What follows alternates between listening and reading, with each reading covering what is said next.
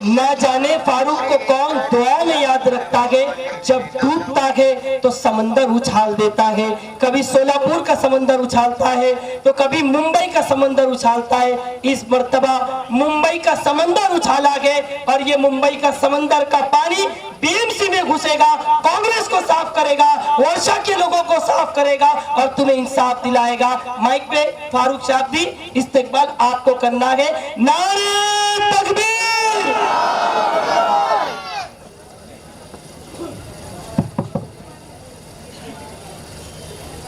अस्सलाम वालेकुम वरहमतुल्लाहि वबरकातुहू।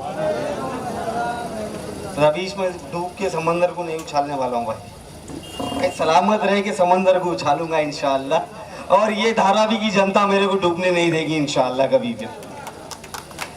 माशाल्लाह, ऐसा बहुत कम हम लोग ने काफ़ी रैलियाँ की है, तो ऐसा स्टेज बहुत कम देखने मिलता है। अक्सर हम लोग सीधा देख के ही बात करते हैं, पूरा मजमा सामने रहता है। ये धारावी में मेरे दाहिने हाथ पर भी पब्लिक है, तो मैं इसके लिए आगे आ गया डाइस से कि मैं आप लोगों से बराबर बात कर सकूं। लेकिन बदकिस्मती से जैसा मेरे साथ होता हुआ आ रहा है कि मेरे को टाइम कम दिया जा रहा है। गवांडी में भी टाइम कम मिला, धारावी में कम मिला, लेकिन उम्मीद करता हूं कि अतीक सर की तरह मुझे कोई फूल नहीं देगा। मैं आखिरी हूं और मैं इस प्रोग्राम को ख़त्म करूंगा अभी माशाल्लाह। तो सबसे पहले इस धारावी शहर में माशाल्लाह, धारावी एरिया में यहाँ ऑल इंडिया मजलिस इत्तेहादुल मुस्लिमीन पार्टी की जो ऑफिस की ओपनिंग है और एक कार्यकर्ता मेला हुआ है और छोटा सा गेट टुगेदर है। इसके मौके पर यहाँ मौजूद हमारे national spokes person x MLA जनाब वारिस पठान साहब, महाराष्ट्र के हमारे अहदेदार अतीक सर, हमारी मुंबई की लेडीज़ अध्यक्ष अस्मा आपा, मेरी बहन ज़ोहरा आपा, हमारे डिस्ट्रिक्ट प्रेसिडेंट मुनव्वर भाई, तालुका प्रेसिडेंट फरीद भाई और तमाम जितने भी यहाँ पर लोग मौजूद हैं जमात के माशाल्लाह। और मेरे सामने मौजूद नौजवान भाइयों, बुज़ुर्गों और घर से शायद सुन रही मेरी बर्दानशीन माँ बहनें। तब बोलने के लिए ज़्यादा तो कुछ रहा नहीं। हमारे जितने भी वक्ता थे मुझसे पहले माशाल्लाह सारे ही पॉइंटों को कवर किए हैं और सब आप लोग को बताए हैं। लेकिन अब अध्यक्ष के हाथ में माइक दिए तो कुछ बोलना पड़ेगा। अब नहीं बोलेंगे तो बोलेंगे कौन सा अध्यक्ष आया यार। तो बस मैं यही बोलना चाहता हूँ आप सब लोगों से कि मैं जब यहाँ आ रहा था, जैसे ही धारावी शुरू हुआ तो मैंने रास्ते में काफ़ी सारे बैनर देखा अलग अलग पार्टियों के। इसमें शिवसेना सिंधेगढ़ के बैनर थे, कांग्रेस के थे, अजीत पवार की राष्ट्रवादी के थे, बीजेपी के थे। और उसमें देखा कि हमारे ही भाई लोग बड़ी बड़ी फोटोएं लगाए हैं और अपना नाम लिखे हैं उसमें। तो देखने के बाद यकीन मानिए अफसोस हुआ। मैं ये सोचा कि हमारा ज़मीर मर चुका है क्या? अरे आखिरकार हम इंसान हैं और हमको मरना है एक दिन, और मरने के बाद हमारी असल जिंदगी जो है वो हमारी आखिरत है, वो वहां चालू होने वाली है। ये टेम्पररी जिंदगी है और हम इस जिंदगी को संवारने के लिए कुछ पैसों की लालच के लिए, कुछ औहदों की लालच के लिए आज हम लोग गुस्ताखे रसूल की पार्टी में जा रहे हैं। आज हम लोग अजीत पवार गढ़ जिनके नेता संग्राम जगताप जो मुसलमानों के खिलाफ जहर उगल रहा है, अब आज हम उसकी पार्टी में जा रहे हैं। आज हम लोग बीजेपी में जा रहे हैं जिसके बारे में बोलना मैं आप लोगों को सही भी नहीं समझता। आप सबको तो मालूम है कि वो हमारे खुले दुश्मन हैं। आज हम लोग उद्धव ठाकरे साहब की शिवसेना में जा रहे हैं, जो वारिस भाई ने बताए कि फख्र से बोलते हैं कि बाबरी मस्जिद गिराने में हम लोग को गर्व होता है। जिनका बेटा आज असेंबली में खड़े होकर बोलता है सीएम को कि मैं आपका अभिनंदन करता हूं, आपने मस्जिदों के लाउड स्पीकर उतारे। और जो हमारी पीठ पे छुरा भोगते हुए आए हैं अक्सर कांग्रेस पार्टी, जो हमारे वोटों को लेकर हमेशा इख्तिदार में रहे, लेकिन जहां हमारे हक की बात उठाने का मुद्दा आता है वहां ये लोग असेंबली से हो या पार्लियामेंट से हो ये एब्सेंट रहते हैं, गायब हो जाते हैं। तो मैं आप लोग से यही सवाल करना चाहता हूं। मैं इतना बड़ा नहीं हूं कि मैं आप लोग को कुछ समझा सकूं, सिखा सकूं। अल्लाह ने सबको अकल दी है, माशाल्लाह हम सब अपनी अपनी अकल का इस्तेमाल करते हैं। आज तक शायद आप लोग ने, ये जो गोडसे परिवार के लोग हैं, इनके वालिद को, वर्षा ताई को, आज उनकी बहन को जो जीता है आप लोग ने, शायद आप लोग के दिलों में एक डर रहा होगा। वो डर ये है कि अगर हम लोग वोट नहीं देते तो शायद बीजेपी जीत जाएगी। सही बोल रहा हूं कि नहीं? वही डर से आप लोगों ने उनको वोट दिए होंगे। लेकिन मैं आप लोग से एक गुजारिश करने आया हूं कि हम मुसलमान हैं, हमारे दिलों में अल्लाह के डर के सिवा कोई और दूसरा डर नहीं होना चाहिए, और इंशाअल्लाह हम उस डर को हावी होने भी नहीं देंगे, दूसरे डर को हमारे ऊपर। तो आप लोग मन बना लीजिए कि इस बार ये जो दलाल घूमते हैं, ये जो एजेंट घूमते हैं दूसरी पार्टियों के और वरगलाने का काम करते हैं मुसलमानों को, कि अगर आप इसको वोट देंगे तो वो जीत जाएगा, वो हार जाएगा, हमारे ऊपर बीजेपी नाफिज हो जाएगी। मुनव्वर भाई अभी अपनी स्पीच में बता रहे थे कि हमारा असली दुश्मन तो भाजपा है। मैं मुनव्वर भाई की ये बात से इत्तेफाक नहीं रखता। हमारा दुश्मन भाजपा नहीं है मुनव्वर। हमारे लिए तो भाजपा अच्छी है, मैं बोलूंगा वो हमारी खुली दुश्मन है।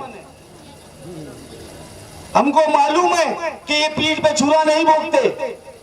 हमारे लिए हमारा दुश्मन वो पार्टी है जो हमारे हक की आवाज नहीं उठाती है, चाहे वो कांग्रेस हो, राष्ट्रवादी हो, अजीत पवार हो, शरद पवार हो या उद्धव सेना हो, जो भी हो।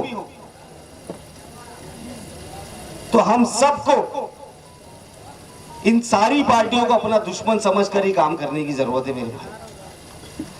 आज यहां इस धारावी में हम लोगों पर, जैसे आप लोगों पर अडानी को लाकर बिठा दिया गया है।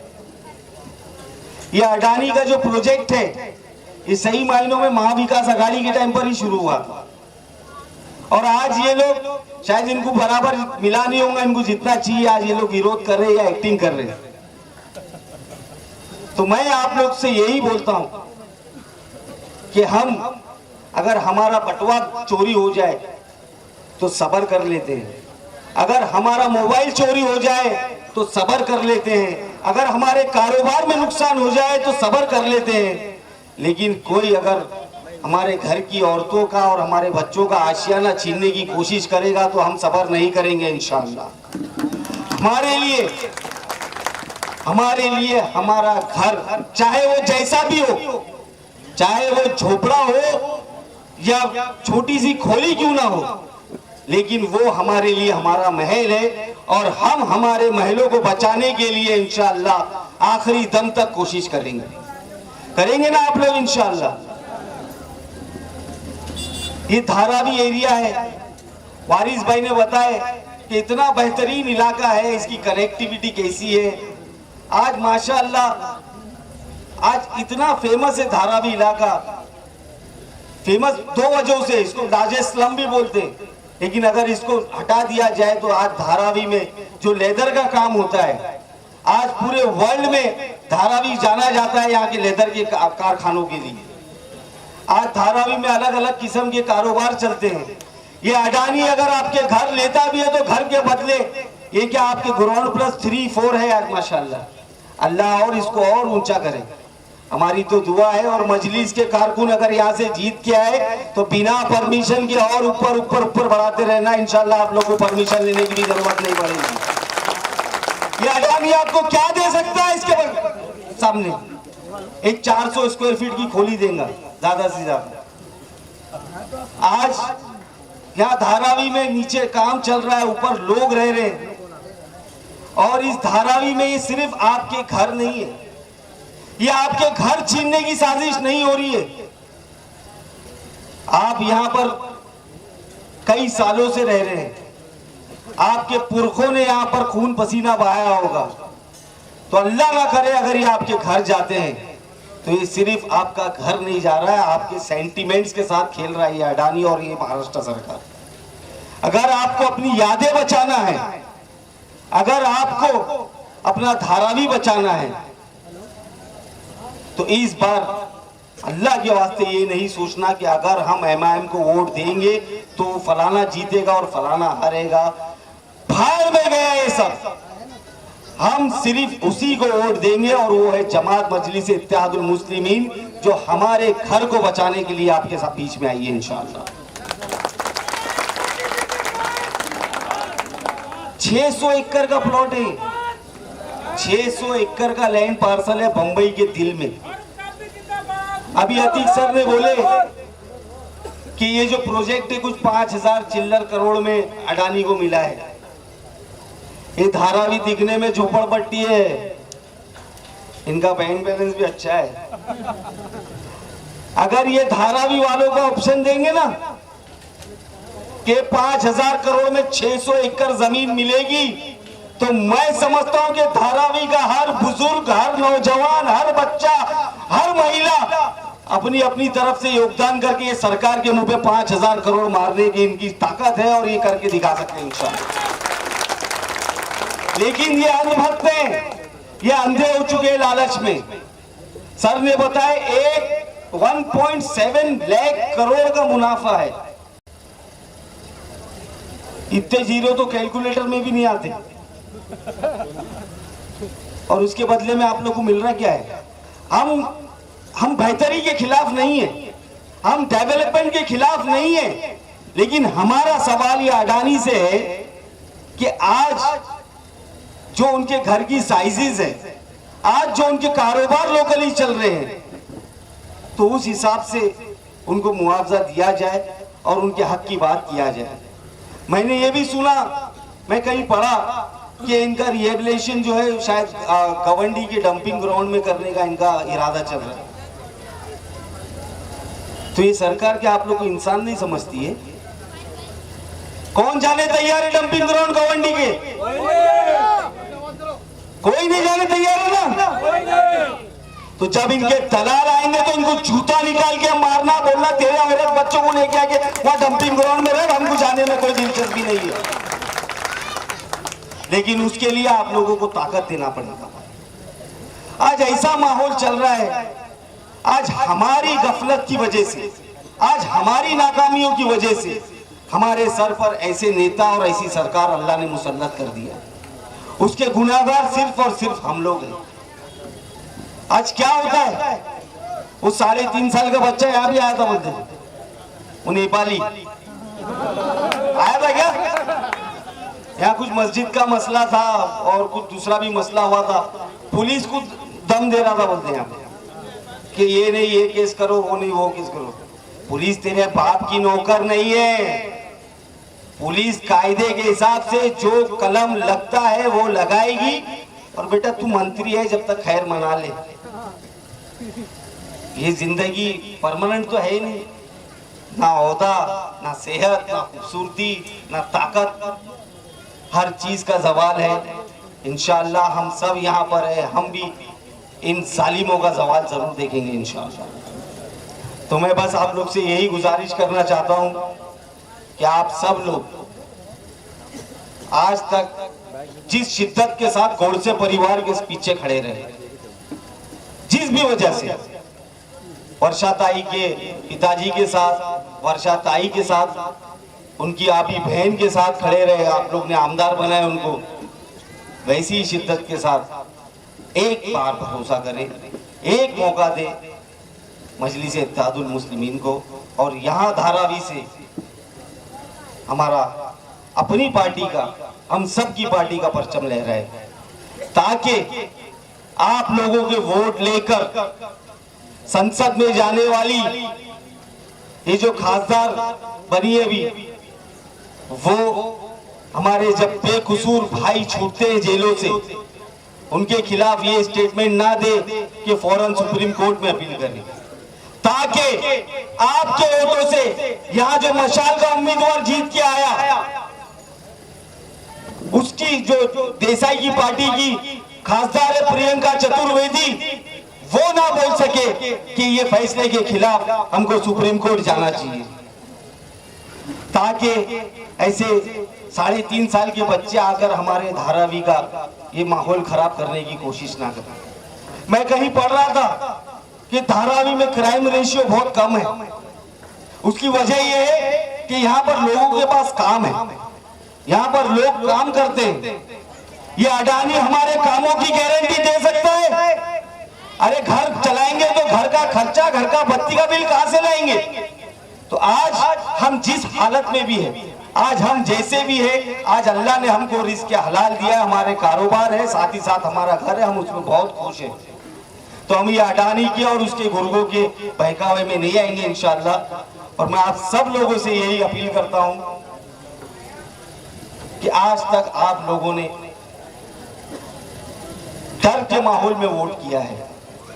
इस कॉरपोरेशन इलेक्शन में इंशाअल्लाह आप लोग अपनी जमात को कामयाब करने के लिए वोट करिए, ताकि मैंने कल एक वादा किया हूं, कल मेरी एक प्रेस कॉन्फ्रेंस थी, उसमें मैंने एक पत्रकार को ये बोला कि आने वाले कॉरपोरेशन इलेक्शन में मैं सीटें जीतना चाहता हूं। मुंबई अध्यक्ष के नाते मैंने उसको ये स्टेटमेंट दिया कि मैं यहाँ से ज़्यादा सीटें जीतना चाहता हूँ मुंबई से, और इसको तोहफे के रूप में अकबर ओवैसी साहब को देना चाहता हूँ। तो धारावी वाले क्या इतने छोटे दिल के हैं कि अकबर ओवैसी साहब को तोहफा नहीं दे सकते? देंगे ना भाई आप लोग इंशाल्लाह अकबर साहब। तो बस मेरी आप सब लोगों से यही अपील है कि एकजुट रहिए, एक साथ रहिए, बटिए मत। आने वाले वक्त में इलेक्शन लगने वाला है, बहुत सारी पार्टियां आपके बीच में आएंगी, आपको अलग किस्म से आपको वर्गलाने की कोशिश करेगी, लेकिन मेरी आपसे गुजारिश है कि आप सब लोग मुत्तहिद होकर पतंग के निशान के जो भी उम्मीदवार हो उसको जिताए, ताकि वो हमारा उम्मीदवार, जैसे मुनव्वर भाई आज एक फोन पर काम करते हैं, रात नहीं देखते, दिन नहीं देखते, कोरोना नहीं देखते, आपके बीच में काम करते हैं। अब धारावी का मेन मसला है हमारे घरों को बचाना। अगर हमारे घरों को बचाना है तो मैं आपसे ये अपील कर रहा हूं इंशाअल्लाह कि आने वाले कॉरपोरेशन चुनाव में आप मजलिस के उम्मीदवारों को कामयाब बनाइए, ताकि वो आपके घर को अपना घर समझकर, आप लोगों को खुद समझकर, अपना समझकर, दर्द रखकर दिल में आपके लिए काम करने का मौका उनको दीजिए। मैं आप सबसे यही गुजारिश करूंगा और इंशाअल्लाह इलेक्शन के टाइम भी आऊंगा आप लोग से बात करने के लिए, और जब थोड़ा ज्यादा टाइम देना मेरे को, क्योंकि जल्दी में थोड़ा बातें बहुत रह जाती है। बहरहाल मैं तो एक नारा यहाँ से अभी एक ट्रेन चलाने के लिए मैं वो करके जाऊंगा। आपको याद होगा कोरोना के टाइम अठावले साहब ने एक नारा चलाए थे, गो कोरोना गो, चलाए थे ना। तो अभी हम लोग वही नारे को थोड़ा उल्टर करके इस धारावी से ट्रेंड करेंगे, और वो रहेगा गो अडानी को। अरे बोलो भाई, घर बचाना है क्या नहीं? गो अडानी को, गो अडानी को, गो अडानी को। ये बच्चे लोग ही ज्यादा जोश में दिख रहे हैं माशाल्लाह। अल्लाह पाक ऐसा जोश हम सब में, नौजवानों में और बुजुर्गों में जगाए। आप लोग यहाँ पर आए, आप सबका बहुत बहुत शुक्रिया। उम्मीद करता हूँ कि आप सब लोग ऐसा ही हमारे साथ जुड़े रहेंगे। जय हिंद, जय महाराष्ट्र।